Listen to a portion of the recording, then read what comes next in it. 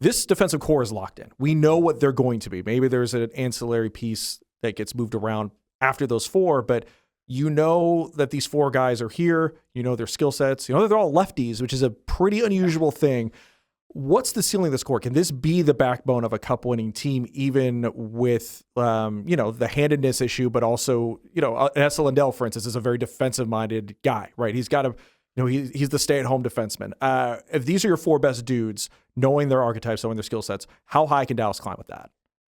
The answer, the easy answer is to go back to the last 3 years and say, well, it's as high. That's the same core that's really gotten them there, aside from 2 years ago when they got Chris Tanev at the deadline as a rental, being that one right-handed top 4 piece that they haven't really been able to get or draft. That was pre-Bixel being really a factor the way he was last year. Exactly. That was kind of right before Bixel came in to fill that spot. And this core, all the kind of public projections, even before the season started, said this is a good enough team to win the championship. This is a team that's in that kind of top 5, top 6 teams in the NHL. And there's so much randomness in hockey. Glenn Goldson said it himself the other night that half the game really is random. Systems and everything, you need those to be in place, but you also need players that can really shine in those moments of randomness. And that's where getting a player like Mikko Rantanen locked up, who can exploit those moments of randomness, as we saw in the playoffs last year, and as we've even seen to start the season.